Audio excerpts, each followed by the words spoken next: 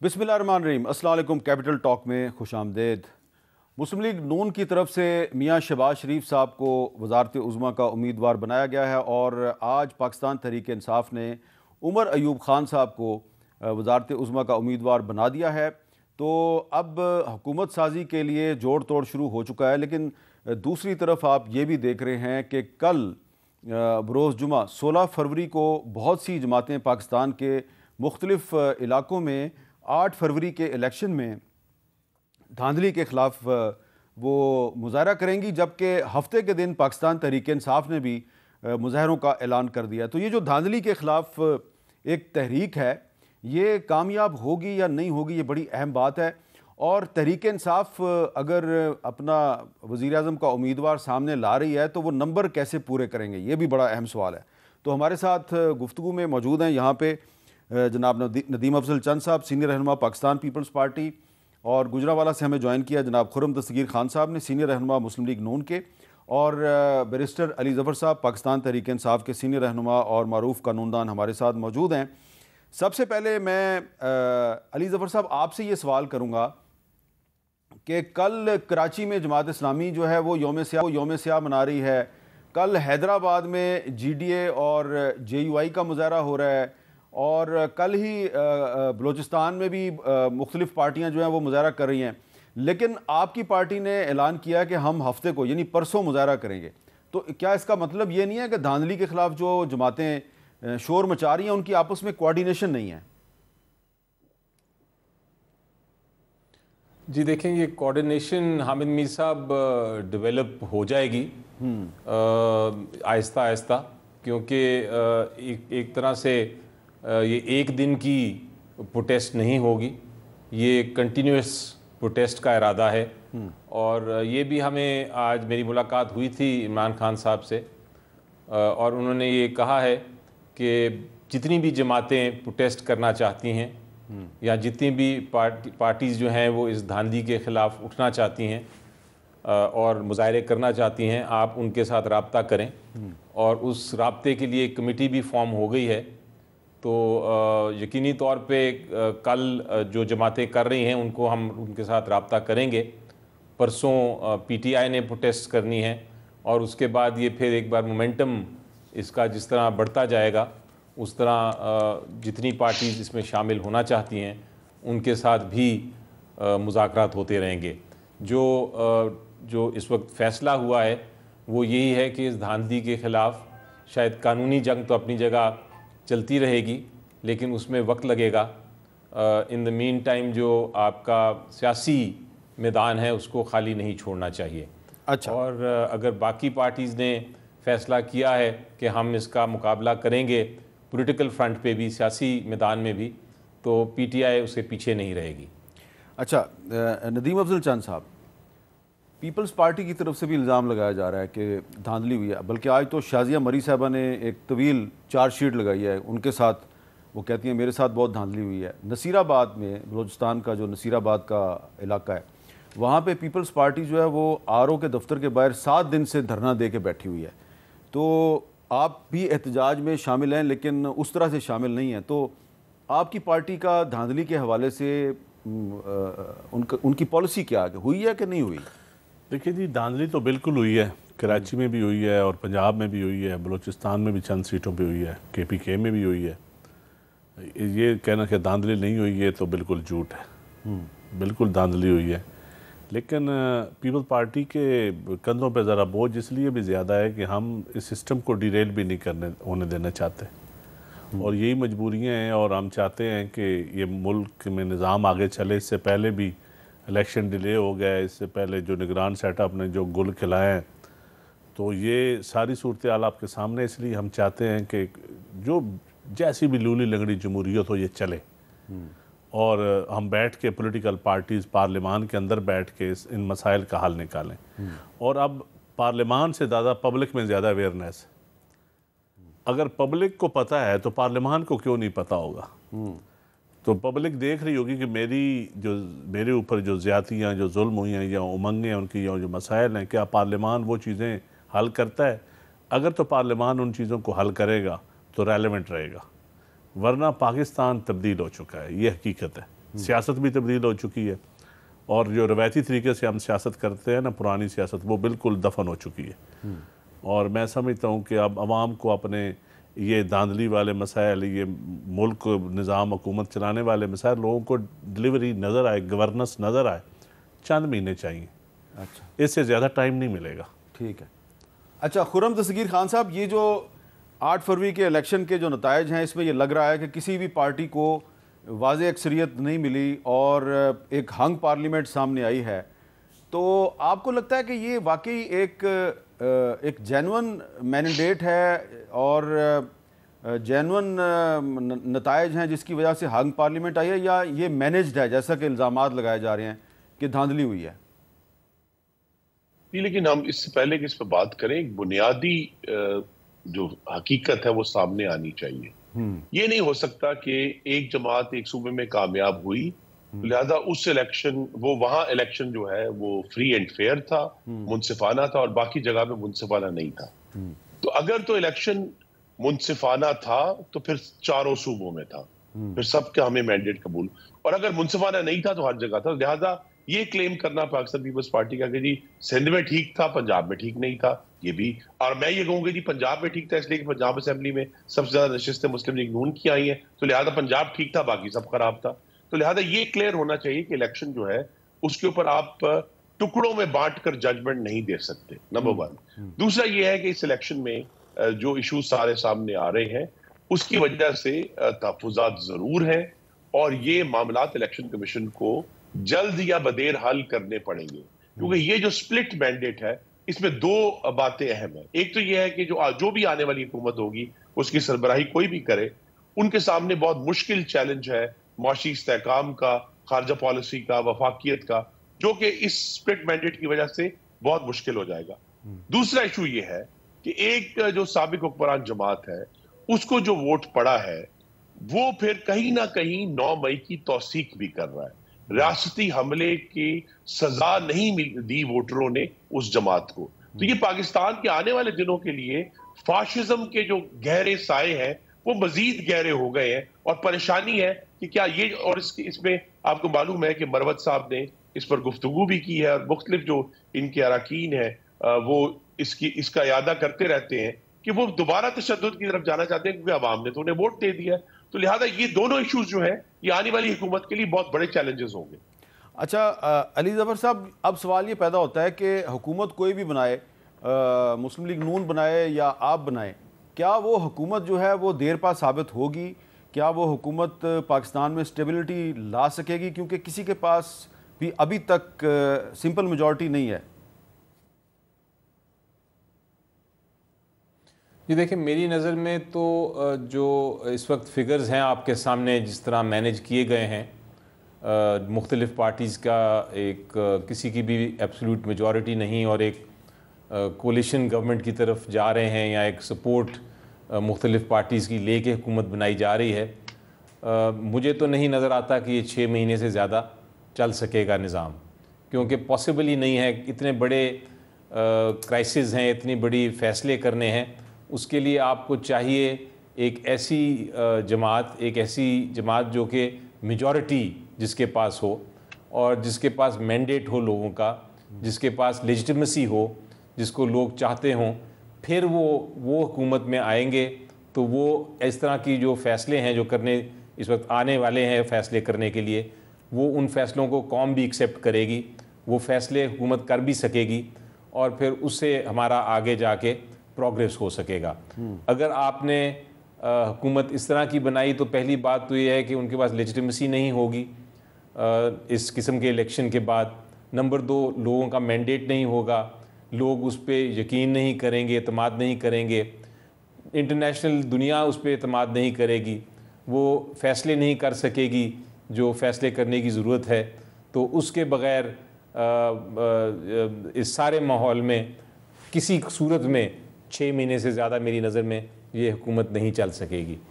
तो ये इस किस्म का अनफॉर्चुनेट सिचुएशन हो गई है। लोगों ने अपना वोट ज़रूर दिया, लोगों ने एक पार्टी को चुना, वो नज़र आ रहा है सबको, लेकिन बदकिस्मती से जो प्री पोल रिगिंग तो अपनी जगह थी, जो पोस्ट पोल रिगिंग हुई है जो फॉर्म 45 को तब्दील किया गया, फॉर्म 47 इशू किए गए, फॉर्म 49 जल्दी से इशू कर दिए गए, ये सारा जो मामला है ये लोगों से छुपा नहीं रहा। अच्छा। और इसलिए मैं कहता हूँ कि ये 6 महीने से ज़्यादा मेरी नज़र में ये हुकूमत, इस तरह की हुकूमत नहीं चल सकेगी। अच्छा, ये जो आप, हो सकता है ये जो आप 6 माह वाली बात दोबारा इलेक्शंस कराने पड़े। आप जो 6 माह वाली बात कर रहे हैं, इसमें मैं बाकी भी अपने 2 मोअज़्ज़ज़ मेहमानों से बात करता हूँ, लेकिन एक आर्गूमेंट ये दिया जा रहा है कि तहरीक इंसाफ जो है वो कह रही है जी कि सिलेक्शन में बड़ी धांधली हुई है। तो आपके सख्त मुखालिफ थे जहांगीर तरीन, वो इलेक्शन हार गए, परवेज़ खटक साहब इलेक्शन हार गए, हमारे साथ मौजूद हैं खुर्रम दस्तगीर साहब भी हार गए, नदीम अफजल चंद साहब भी हार गए, ख्वाजा साद रफ़ीक, जावेद लतीफ़, राना सनाउल्लाह, मैं बहुत सी मिसालें दे सकता हूँ, नवाज शरीफ साहब मानसहरा से हार गए। तो अगर हर जगह पे धांधली हुई है तो फिर ये लोग कैसे हार गए? जी देखिए, मेरी नज़र में जो मैं इसको कैलकुलेट करता हूँ, हर जगह शायद धांधली नहीं हुई।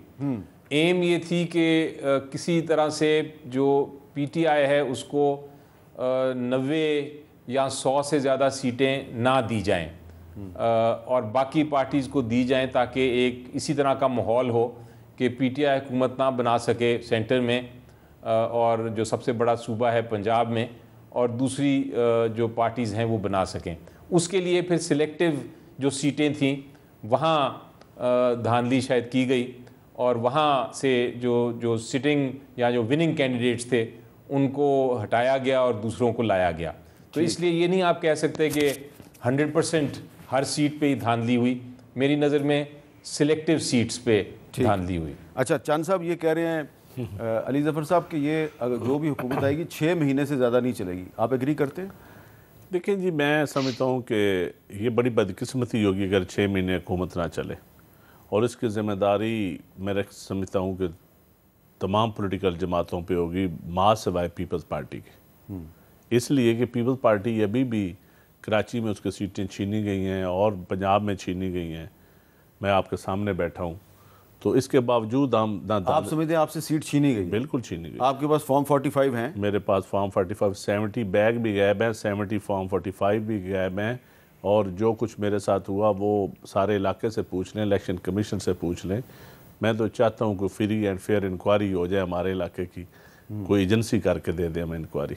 अच्छा, ये जो कुछ लोग कह रहे हैं कि नदीम अफजल चंद थे या खुर्रम दस्तगीर खान साहब थे या साद रफ़ीक साहब थे या जावेद लतीफ़ साहब थे, वो सिविलियन सुपरमेसी की बात बहुत खुल के करते थे तो इसलिए हार गए, और जो ये बात नहीं करते थे वो कंफर्टेबली जीत गए। हमारे से कोई गलतियाँ तो हुई हैं ना जी, हैं? हमारे से गलतियाँ तो कुछ हुई हैं। आप समझते हैं कि आपने गलती सुप्रीम कोर्ट को भी नोटिस दिया था, ऑडिट जब PSC का चेयरमैन था, कुछ गलतियां मेरे से हुई, उससे बाद भी जो मेरा नज़रियात है शायद वो गलत ही हैं इस ज़माने के हिसाब से। अच्छा, हाँ, मैं समझता हूँ गलती हुई है, लेकिन इसके बावजूद इतना कोई बड़ा गुनाह नहीं था कि मेरे इलाके के लोगों को सज़ा देना या उस लोगों का। हम कौन सा मुल्क दुश्मन लोग हैं? हम भी यही बात करते हैं कि इस मुल्क में हर कोई अपने दायरे में रह के काम करे, और इस मुल्क का पार्लियामान या बंद कर दें या इसको चलने दिया जाए। और ये जो सियासी जमातों के अंदर जो एक कठपुतली जमातों के अंदर ने एक कठपुतली ग्रुप होता है, जो उस कठपुतली ग्रुप को भी कंट्रोल करना ये पॉलिटिकल जमातों की भी जिम्मेदारी है, और मैं समझता हूँ सिस्टम की भी जिम्मेदारी है। अच्छा, खुर्रम और अलमिया ये है, ये मान ही नहीं रखता कि हम आ रहे हैं जीते। अलमिया ये है कि इलेक्शन पे एतबार कौन करेगा, इलेक्शन पे लोगों को ज़रूरत क्या होगी। आप वज़ीर आज़म को फांसी देने से लेके इद्दत तक का सफ़र आपने तय कर लिया, क्या ये इसके लिए ये मुल्क बना था? क्या इसके लिए ये पार्लियामानी निज़ाम आप चलाना चाहते हैं? तो आप दोबारा वैसी बातें करें, आप लगता है आप अगला इलेक्शन भी हारेंगे। कोई नहीं, अब जितने अरवाए गए हैं अब नो प्रॉब्लम, मैं इन चीज़ों से मुबर्रा हो चुका हूँ। अच्छा, खुर्रम साहब ये बताएं कि ये आप एग्री करते हैं कि ये अगली हुकूमत जो है ये 6 महीने से ज़्यादा नहीं निकालेगी? जी, इस पे मैं बात करता हूँ, लेकिन जो मेरा जुर्म था उसके तो आप ऐनी शाहिद है मीर साहब। मैंने उसका इसलिए दोबारा जिक्र नहीं किया। हाँ, वो PDM का अक्टूबर 2020 का जलसा था जो हमने इंतहाई आमिराना रकावटों के बाद, उस वक्त की जो हुकूमत थी PTI की, उसके तमाम रकावटें तोड़कर अल्हम्दुलिल्लाह और उस जलसे में जो नारे लगे थे। जी, तो वो शायद ये जुर्म था, इसके ऊपर हम कयास आराई कर सकते हैं। नहीं, ये हुकूमत जो है ना जी, इसके जो हुकूमत बनेगी इंशाल्लाह, मेरे नजर में उसके पास तकरीबन 15 माह का वक्त है, 2025-26 का जब बजट आएगा, कि उस दौरान क्या ये पाकिस्तान को मुआशी इस्तेहकाम दे पाएगी या नहीं दे पाएगी।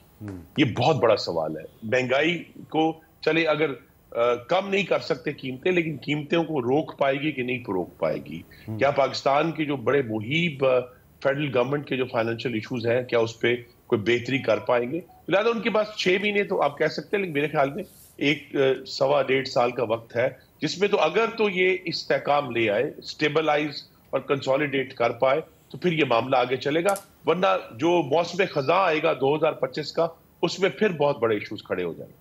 अच्छा अली ज़फ़र साहब, ये अब अगर उमर अयूब खान साहब को वज़ारत उज़्मा का उम्मीदवार बनाया गया है, तो आपको लगता है कि वाकई जेन्युइन तरीके से तहरीक इंसाफ कोशिश करेगी कि वो वज़ीर आज़म बन जाएं? क्योंकि जिन पार्टियों के पास ज़्यादा सीटें हैं उनका तो आपने बायकॉट कर दिया कि इनसे तो हमने बात ही नहीं करनी, ना नून लीग से, ना पीपल्स पार्टी से, और ना ही MQM से। तो जो बाकी पार्टियां हैं उनके पास तो इतने नंबर्स ही नहीं हैं, तो वज़ीर आज़म कैसे बनेगा आपका? जी देखें, सबसे पहले तो हामिद इब्न साहब, मैं ये कहना चाहूँगा कि जब आप पार्लियामेंट में आ जाते हैं तो फिर एक पार्लियामेंट्री जमहूरियत का भी एक तकाजा है कि चाहे आपको रिज़ल्ट सामने जो भी नज़र आ रहा हो, आपने उसके प्रोसेस में ज़रूर हिस्सा लेना है। अगर आपके पास सिर्फ 10 सीटें भी हों और आपको पता हो कि आपका किसी सूरत में प्राइम मिनिस्टर नहीं बन सकता, तब भी आपने एक हिस्सा लेना है ताकि एक पार्लियामेंट्री प्रोसेस तो चले। आप वॉक ओवर नहीं देते। उस लिहाज से हमारी कोशिश ज़रूर होगी कि हमारा प्राइम मिनिस्टर हो। बेशक नंबर्स अभी आप जो देख रहे हैं उसमें नंबर्स से तो नहीं लगता, नंबर्स डिफरेंट हैं। हमारे पास जितने वोट्स हैं, अगर सारी जमातें आ भी जाएं तो आप दुरुस्त कह रहे हैं, अगर 2 जो बड़ी जमातें हैं इस वक्त पार्लियामेंट में, वो अगर एक साइड पे खड़ी होंगी तो फिगर्स मैच नहीं करते। लेकिन हो सकता है जो वोटर्स हों, जो पार्लियामेंटेरियंस वोट करने आए, वो तब्दील भी कर सकते हैं अपना माइंड लास्ट मिनट पे। लेकिन मुकाबला ज़रूर करेंगे, करेंगे, कोशिश करते रहेंगे। ये आपने एक बड़ी गहरी बात कोई शक नहीं है कि फिगर्स हमारे अगेंस्ट हैं। ये आपने एक बड़ी गहरी बात की है। तो ज़रा, क्योंकि आप कानूनदान भी हैं, तो ज़रा ये भी बता दें कि प्राइम मिनिस्टर का जो इलेक्शन होता है वो ओपन बैलेट होता है या सीक्रेट बैलेट होता है? जी देखें, जो ये सीक्रेट बैलेट होता है, इनफैक्ट आपका अगर आप देखें तो सबसे पहला जो प्रोसेस होगा जहाँ से आपको पता चल जाएगा सारी पोजीशन का, जब पहली कोई और प्रोसीडिंग्स नहीं होंगी पार्लियामेंट में, सबसे पहले इलेक्शन होगा स्पीकर का। तो स्पीकर का भी हमने जो नॉमिनेशन सोची हुई है, हम उसका भी मुकाबला करेंगे। वहाँ से आपको शायद फिगर्स पता चल जाएंगे, क्योंकि लगता ये है कि जो अपोजिशन होगी या हमारी अपोजिट पार्टीज़ हैं वो भी अपना स्पीकर अपना सामने रखेंगी। सो वहाँ से आपको पता चल जाएगा कि बाकी आगे रिजल्ट्स क्या हैं। उसके बाद सेकंड इलेक्शन होता है डिप्टी स्पीकर का, और उसके बाद स्पीकर और डिप्टी स्पीकर इलेक्शन कराते हैं प्राइम मिनिस्टर का। और प्राइम मिनिस्टर का इलेक्शन का प्रोसेस यही है कि अगर तो कोई पहले राउंड में मेजॉरिटी ले लेते हैं तो फिर वो प्राइम मिनिस्टर इलेक्ट हो जाते हैं ओथ के, सब्जेक्ट टू ओथ। लेकिन अगर वो नहीं लेते तो फिर उसका एक सेकंड राउंड भी हो सकता है। आप कुछ कहना चाह रहे थे? मैं समझता हूँ कि अली ज़फ़र साहब जैसे मंजे हुए लोगों को चाहिए कि अब तसादम की राह छोड़ें, पार्लियामान के अंदर बैठ कर डायलाग करें और इस मुल्क को कोई स्टेबल गवर्नमेंट दें और इस मुल्क को हम इस भंवर से निकालें। क्योंकि मुल्क पिछले देख लें ना धरनों से होते हुए आज तक हम पहुँचे हैं। कोई एक इदारा इंस्टीट्यूशन मुझे बताएं जिसमें रिफॉर्म्स हुई हों, जिसने को बेहतर डिलीवर किया हो। तो अवाम सोचते हैं कि अवाम का क्या कसूर है। हम आपस की जंग लड़ते लड़ते, ये मैं समझता हूँ हमें अब अवाम की जंग लड़नी चाहिए, और वो जंग लड़ी तब जा सकती है जब पॉलिटिकल पार्टीज इकट्ठी होंगी और किसी एक पॉइंट पे इकट्ठी हो जाएंगी। खा धांधली के ऊपर इकट्ठी हो जाएं, खा डेमोक्रेसी को मजबूत करने के ऊपर इकट्ठे हो जाएं, खास सिविलियन सुप्रीमेसी पे इकट्ठे हो जाएं, इस निज़ाम को चलाने पे इकट्ठे हो जाए। अच्छा, कुछ पार्टियां इकट्ठी हुई हैं, उनका मैं थोड़ा सा आपको जिक्र कर देता हूं। आज गौहर खान साहब जो हैं, उन्होंने धांधली के ऊपर कुछ पार्टियों को इकट्ठा करने की कोशिश किया। ज़रा सुने वो क्या कह रहे हैं। खान साहब के हिदायत के मुताबिक हम इंशाअल्लाह ताला पीसफुल प्रोटेस्ट करेंगे हफ्ते वाले दिन पूरे पाकिस्तान में, और इसके लिए हम सारे पॉलिटिकल पार्टी को कह रहे हैं, चाहे वो GDA, चाहे वो जमात इस्लामी है, चाहे वो JUI है, चाहे वो ANP है, कि एक मुतालिबा हम सब का है। जो सारी पॉलिटिकल पार्टी ये समझती है कि इसमें बहुत धांधली हुई है। तो JUI का भी जिक्र किया जी बैरिस्टर गौहर खान साहब ने। JUI का आपको याद है कि जब इमरान खान साहब जलसे किया करते थे तो उन जलसों में एक नारा लगता था,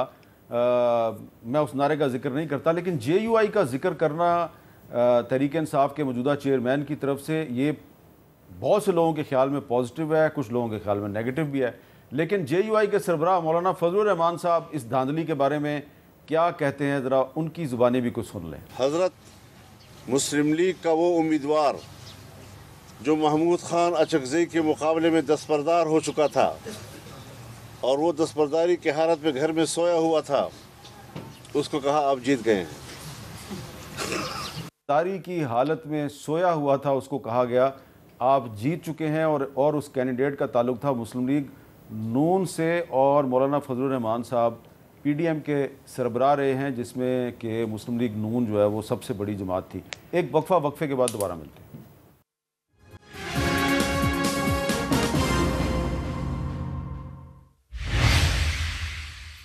कैपिटल टॉक में दोबारा खुश आमदेद। खुर्रम दस्तगीर खान साहब, आपने सुना कि PDM के सरबराह थे मौलाना फजलुर रहमान साहब। अब तो मेरा ख्याल है शायद PDM ख़त्म हो चुकी है, लेकिन आप अभी थोड़ी देर पहले जिस जलसे का जिक्र कर रहे थे जो गुजरांवाला में आपने ऑर्गेनाइज़ किया था, पहला बड़ा जलसा था PDM का, और वाकई बहुत भरपूर जलसा था। और उसमें मौलाना फजलुर रहमान साहब, आपको याद होगा, बड़ी देर से पहुँचे थे क्योंकि हजूम बहुत था GT रोड पर। तो वो आपके साथ मिलकर जलसे करते रहे, और आज वो कह रहे हैं जी कि धांधली हो रही है और मुस्लिम लीग नून का उम्मीदवार हालत दस्तबरदारी में सोया हुआ था, उसको जगा के कहा गया कि आप जीत गए हैं। तो मौलाना फजलुर रहमान साहब जो हैं, ये इनके साथ मुस्लिम लीग नून के सियासी रवाबत ख़त्म हो गए हैं या दोबारा भी कोई रब्ता होगा? जी बिल्कुल होगा। मौलाना के साथ एक हमने PDM की जो हुकूमत थी उस दौरान भी और उससे पहले भी एक मुस्तकिल राब्ता था, और मेरी तवक्को ये है कि अगर इस वक्त वो इस तराब में है और दुरुस्त तौर पर है, लेकिन उनसे बात करके उन्हें आने वाली हुकूमत का हिस्सा बनना चाहिए, और हम उन्हें एक बार नहीं कई बार दावत देंगे इंशाअल्लाह। अच्छा, तो आप उनको दावत देंगे। तो अली ज़फ़र साहब, एक सवाल ये है कि पाकिस्तान तहरीक इंसाफ पार्लियामेंटेरियन, जो कि आपसे टूटा हुआ एक ग्रुप था या बिछड़ा हुआ ग्रुप था, जो भी उसको कहें, लेकिन ये है कि उसके बारे में आपकी पार्टी की जो क़यादत है, ख़ास तौर पे जो आपके बानी चेयरमैन इमरान खान साहब, उसका पॉइंट है वो बड़ा सख्त था, और उनका ख्याल था कि इन्होंने हमारे साथ बेवफाई की है। तो आज तहरीक इंसाफ कह रही है जी कि हम इनके साथ मिल के खैबर पख्तूनख्वा में हुकूमत बनाएंगे। थोड़ा सा आप हमें ये बताएंगे कि ये आपकी पार्टी ने जो यू टर्न लिया है, इसकी वजह क्या है, क्या मजबूरी है? हामिद मीर साहब, मजबूरी का जिक्र करता हूँ, फिर आपको शायद क्लियर हो जाए। जी, हमारी मजबूरी ये है कि हमसे PTI से सिंबल ले लिया गया था जी, और सिंबल ले जाने का मतलब ये था कि PTI जो है वो इलेक्शन नहीं लड़ सकती। तो समझा जाता है कि PTI रजिस्टर्ड जमात तो है, लेकिन वो पार्लियामेंट में नहीं है, उसका कोई कैंडिडेट पार्लियामेंट में इलेक्ट नहीं हुआ। और सिंबल के बगैर एक रूल है, रूल 94 आपका इलेक्शन रूल्स का रूल 94 ये कहता है कि अगर आपके पास सिंबल ना हो तो आपको रिजर्व सीट्स भी नहीं मिल सकती। तो इसलिए हमारी मजबूरी ये हो रही है फ़िलहाल के लिए, एक जब तक हमारा इंट्रा पार्टी इलेक्शन नहीं होता, जब तक सिंबल नहीं मिलता, हमारी मजबूरी ये हो रही है कि उस रूल के होते हुए हमें रिज़र्व सीट्स अगर चाहिए तो हमें हमारे कैंडिडेट्स जो हैं उनको कोई ऐसी पार्टी को ज्वाइन करना है या ऐसी पार्टी के अम्ब्रेला के नीचे आना है जो कि सिंबल जिसके पास हो। तो इसीलिए आप देख रहे हैं कि इस टेम्परेरी एक यानी आर्जी तौर पे हम कोई पार्टीज़ के साथ बात कर रहे हैं, और चूंकि ये पार्टी ने ऑफ़र किया है या एक कम से कम उसकी निगोसिएशन हो रही है कि वो अपनी पार्टी छोड़ के तो हमें उस पार्टी में उसकी अम्ब्रेला में लाने देंगे, जो हमारे जिनको आप कहते हैं जो वो लोग थे जिन्होंने पार्टी छोड़ के कायम की थी, वो अब इस पार्टी को छोड़ रहे हैं, और वो पार्टी एक हमारे पास एक व्हीकल हो जाएगी, एक रूट हो जाएगा जिसके तहत हम अपने आप को, अपने कैंडिडेट्स को पार्क कर सकेंगे। तो ये सिर्फ उस हद तक उस मजबूरी के तहत ये फ़ैसला हो रहा है, और इसमें फ़ैसले में अगर ये होता है फ़ैसला तो यकीनी तौर पे जो जितने लोग पीटीआई छोड़ के गए थे और जिन्होंने ये पार्टी बनाई थी वो फिर इस पार्टी में नहीं रहेंगे, ये फिर पीटीआई की एक तरह से पार्लियामेंट्री पार्टी बन जाएगी। ओके। तो ये अगर आप मैकेनिज्म समझें, ये डिस्कशन हो रही है इसके ऊपर इस वजह से। तो ये बड़ा इसमें कोई नजरियाती इशू नहीं है, अच्छा, या कोई इसमें कोई पॉलिसी इशू नहीं, ये बड़ा टेक्निकल तरीका है। तो नदीम अफजल चंद साहब, मजबूरी के आलम में वो कुछ साथी जो बेवफाई कर गए थे, मजबूरी उनकी भी कोई मजबूरी होगी, तो उनको गले लगाया जा रहा है। तो इसमें बतौर सियासी कारकुन आपको कोई कबाहत तो नहीं? मुझे तो कोई कबाहत नहीं नजर, है ना? मैं समझता हूँ सियासतदानों को मिलना चाहिए आपस में, मेरा तो बड़ा सिंपल सा असूल है। और ये जो लड़ाइयाँ हुई हैं या करवाई जा रही हैं या आगे होंगी, इससे मुल्क को फ़ायदा नहीं होगा। तो एक और भी आपका एक पुराना साथी दोस्त, वो भी मजबूरी के आलम में कभी एक पार्टी में गया, फिर दूसरी में गया, फिर वो पीटीआई में गया आखिर में, फिर पीटीआई छोड़ के बेचारे ने आज़ाद इलेक्शन लड़ा, आज़ाद लड़के जीत गया, कल वो फिर मुस्लिम लीग नून में चला गया। तो फिर मेरा ख्याल है उस पर भी कोई तनकीद नहीं होनी चाहिए। मैं देखिए, मैं उसका आजकल जो हालात हैं इस मुल्क के जी, हाँ, अगर तो कोई फेयर माहौल हो ना तो फिर कोई पार्टियां छोड़े तो उस पर डिबेट की जा सकती है। इस वक्त माहौल ही फेयर नहीं है, माहौल फेयर नहीं है, निज़ाम अदल नहीं है। जब अदल ना हो ना तो फिर बैठ के हम लोगों की पगड़ियाँ उछालना। तो ज़मीनी हकायक ये हैं कि जो लोग ज़मीनी हकायक बड़े खतरनाक हैं। वफादारी तब्दील कर रहे हैं। आपने इलेक्शन कभी लड़ना, जिन्होंने लड़े हैं ना इलेक्शन, उनसे पूछें कि क्या किस दरिया को वो अबूर करके आए हैं। और फिर इलेक्शन लड़ने के बाद, जीतने के बाद भी वो मजबूरियों की जंजीरों में जकड़े जाते हैं। इस यहाँ तो असम्बली में बंदा 5 साल गुजारे तो आपको पता है कितनी जंजीरें होती हैं। फिर जब अच्छा, मैंने एक क्लिप चलाना है, अपने एक बहुत पुराने हमारे दोस्त हैं और चंद साहब के भी दोस्त हैं, तो उन्होंने कल मुस्लिम लीग नून में शमूलियत इख्तियार की है, और बहुत से लोग जो हैं वो सोशल मीडिया पे उन पर तनकीद कर रहे हैं। लेकिन मैं चाहता हूं कि आपको भी पता होना चाहिए कि लोग जो हैं वो कितने मजबूर होते हैं। देखिए मैं किसका जिक्र कर रहा हूँ। रज़ा याद हराज साहब, आपने मुस्लिम लीग नून में शमूलियत इख्तियार की थी 2013 के इलेक्शन में, और अब आप इमरान खान साहब को जाकर मिलते हैं, वजह क्या है? जनूबी पंजाब के लोगों की लॉयल्टी स्टेट के साथ है, किसी फर्द के साथ नहीं। जिस वक्त हमारे लोगों को ये एहसास शुरू हो जाता है कि ये बंदा पाकिस्तान के साथ मुखलिस नहीं रहा, मीर साहब वो अपना एक सोच रखते हैं और अपना एक रवैया बना लेते हैं। मीर साहब, अगर आप अदलिया को, पाक फौज को, पाकिस्तान के स्टेट इंस्टीट्यूशंस को मलाइन करें और टारगेट करना शुरू कर दें तो मीर साहब ये सियासत नहीं है। शहबाज शरीफ साहब के बारे में मेरी थोड़ी सी मुख्तलिफ राय है। मैं समझता हूँ कि शहबाज शरीफ साहब एक अच्छे आदमी हैं। अगर ये जो मौजूदा हालात और जो पार्टी में जो नुकसान हुआ है, ये शहबाज शरीफ साहब की वजह से नहीं हुआ, इसकी वजह मियाँ नवाज शरीफ साहब है। ये बड़ा क्लियर रखें। मियाँ नवाज शरीफ साहब को तो भी सजा हुई नहीं, और वो अपने एक नैरेटिव बना गए कि मुझे क्यों निकाला। पता उनको भी है कि उनको क्यों निकाला गया। वो अभी मजीद जजमेंट आ जाएगी तो सबको पता चल जाएगा। मैं तो बड़ा स्ट्रेट फॉरवर्ड से बात थी कि नाअहल आदमी पार्टी का चेयरपर्सन नहीं हो सकता। सर, ज़ियाउल हक के साथ भी तो इनका रिश्ता था। मेरी उम्र आपको गहरा, वो मुझे कहा था कि मेरी उम्र तुम्हें लग जाए। हामिद मीर, मैंने तो कभी आपको नहीं कहा।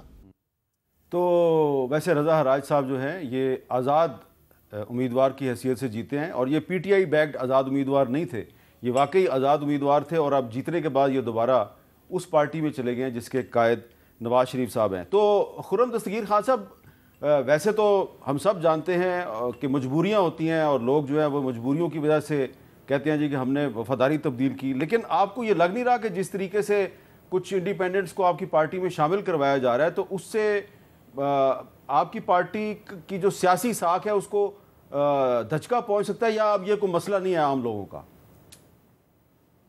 नहीं मीर साहब, पहले तो बात यह है कि आपने, मैं शुक्रगुजार हूं, आपने दुरुस्त तौर पर नाजरीन को बताया कि सारे आजाद उम्मीदवार एक जमात के हमायती नहीं थे। हर पार्लियामान में, और आपने बहुत पार्लियामान देखी हैं, 20 से 40 तक आजाद उम्मीदवार हमने देखे हैं जो इलेक्ट होकर मुल्क के मुख्तलिफ हिस्सों से आते हैं। तो लिहाजा ये कह देना कि जी सारे आजाद उम्मीदवार एक तरफ थे। अब ये जो आपने क्लिप चलाया हमारे भाई का, ये तो मुस्लिम लीग नून का हिस्सा रह चुके हैं और बड़े भरपूर तरीके से मौजूद थे 2013 से 18 की असेंबली में। लिहाजा अगर वो वापस आए हैं तो ये उनका अपना फैसला है, लेकिन असल इशू यही है, मैं फिर दोहरा दूं, कि इस इलेक्शन में एक तो खतरे की घंटी वो है कि अगर कहीं ना कहीं अगर 9 मई की तौसीक है तो हमारे लिए बहुत खतरनाक है। और दूसरा ये है कि आने वाली हुकूमत के लिए जो महंगाई को रोकना और बिजली के बिलों को रोकना वो चैलेंज है। अगर वो ये चैलेंज पूरा कर पाते हैं तो ये मामला आगे चलेगा, वरना फिर बहुत मुश्किल हो जाएगी। जी, यहाँ पे एक और वक्फा लेते हैं, वक्फे के बाद दोबारा मिलते हैं।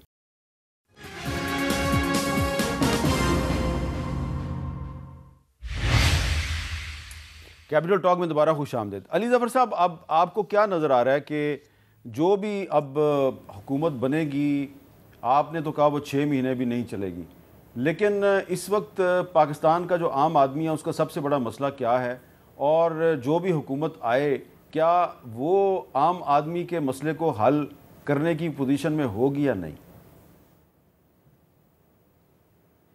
देखें, सबसे बड़ा मसला इसमें मैं दो मसाइल की तरफ जो क्रूशल हैं पॉइंट आउट करता हूं। पहले तो हम सबको पता है इकॉनमी का इशू। ये जो इकोनॉमिक क्राइसिस है इसको पार करना है, और ये ऐसा क्राइसिस है जिसमें आपको बहुत टफ़ फैसले करने पड़ेंगे। टफ़ फैसलों में जिस तरह मैंने पहले कहा, आपको मैंडेट चाहिए होता है, और चूंकि ये मैंडेट नहीं होगा इस कोलिशन गवर्नमेंट में अगर कोई बनने जा रही है तो वो लास्ट नहीं कर सकती। इसलिए मैं इसको टाइम दे रहा हूँ। टाइम का मतलब 6 महीने का एग्जैक्ट मैंने आपको अंदाज़ा बताया, लेकिन मुराद ये कहने की थी कि शॉर्ट टर्म होगी, वो लॉन्ग टर्म नहीं रह सकेगी। ठीक है। इसलिए ये क्राइसिस है ये पार करना है, और ये इस मैंडेट के साथ ये क्राइसिस को आप अबूर नहीं कर सकते। अच्छा, दूसरा लॉन्ग टर्म सॉल्यूशन है वो रूल ऑफ लॉ करना। रूल ऑफ लॉ को इस्टेब्लिश करना, और वो बाकी जो मसाइल हैं, हमारे पानी के मसाइल हैं, हमारे पॉपुलेशन के इश्यूज हैं, वो लॉन्ग टर्म है। वो तो हम बैठ के पॉलिटिशियंस बैठ के आपस में भी सॉल्व कर सकते हैं, लेकिन सबसे जो इमीडिएट क्राइसिस है वो हमारा क्राइसिस इकोनॉमिक क्राइसिस है, और उसके लिए आपको फॉरेन इन्वेस्टमेंट चाहिए, और foreign investment stable political environment में आती है। अगर आपकी पॉलिटिकल एनवायरनमेंट स्टेबल ना हो। आपने दुरुस्त कहा कि रूल ऑफ लॉ जो है वो लॉन्ग टर्म सोल्यूशन है। आप एग्री करते हैं जी? बिल्कुल मैं एग्री करता हूं। Rule of law is the long term solution of every problem. बिल्कुल है, अदल अदल अदल। और इस वक्त सबसे बड़ा मसला क्या है कि आइन और कानून को कोई नहीं मानता, और उसकी इस तरीके से खिलाफ वर्जी की जाती है कि जैसे ये कोई चीज़ ही नहीं है पाकिस्तान। लेकिन मेरे ख्याल में मानना पड़ेगा, वरना ये निज़ाम नहीं चलेगा, और निज़ाम अगर ना चला तो इसमें जो बेनिफिशरी हैं वो भी घाटे में रहेंगे। बेनिफिशरी जो है उनको ये समझना चाहिए कि ये सिर्फ वक्ती तौर पे उनको बेनिफिशरी हैं, वो सारे घाटे में रहेंगे। अच्छा, ये कोई ज़रूरी नहीं कि हर दफ़ा आवाम ने घाटे में रहना है, कभी ख़ास को भी घाटा पड़ सकता है। तो खुर्रम साहब, आप एग्री करते हैं कि पाकिस्तान के तमाम मसाइल का हल जो है वो कानून और आइन की बालादस्ती में है? जी, वो बालादस्ती में है, लेकिन जब हम कहते हैं कि बहरान है तो हमें ये याद रखना है कि सूबाई हुकूमतों का भी बहरान है, सिर्फ वफाक का बहरान नहीं है। तो लिहाजा जब सूबाई हुकूमतें बनेंगी तो उनका जो तरीक़ेकार है वो किस तरह डिलीवर करते हैं वो भी उतना ही अहम है पाकिस्तान के अवाम के लिए, क्योंकि ऑन द ग्राउंड तो 90% काम सूबाई हुकूमतों के हैं। तो लिहाजा वहां भी एक जजमेंट होगी अवाम की कि कौन सी सूबाई हुकूमत जो है वो बेहतर डिलीवर कर पाएगी, और इसीलिए हमारी तवक्को ये है कि मरियम नवाज साहबा की क़यादत में जो पंजाब हुकूमत बनेगी वो बेहतर परफॉर्म करके पूरे मुल्क के लिए एक मॉडल ज़रूर पेश करेगी आने वाले दिनों में। बहुत बहुत शुक्रिया खुर्रम दस्तगीर खान साहब, अली ज़फ़र साहब और नदन साहब। और कोई इससे इत्तफ़ाक़ करे या ना करे, लेकिन हकीकत यही है, और ये आने वाला वक्त भी साबित करेगा कि पाकिस्तान के इस वक्त आपको मसाइल बड़े गंभीर, बड़े पेचीदा नज़र आते हैं, लेकिन इन गंभीर और पेचीदा मसाइल जो हैं इनका सलूशन बड़ा सादा है, और वो है रूल ऑफ लॉ। कहने में बड़ा आसान है बड़ा मुश्किल, क्योंकि ये जो 3 सियासतदान मेरे शो में हैं ये तो एग्री करते हैं कि रूल ऑफ लॉ हर मसले का हल है, लेकिन कुछ लोग ऐसे हैं जो बज़ाहिर एग्री करते हैं लेकिन अमली तौर पे एग्री नहीं करते। यही सारा मसला है। इजाज़त दीजिए, अल्लाह हाफ़िज़।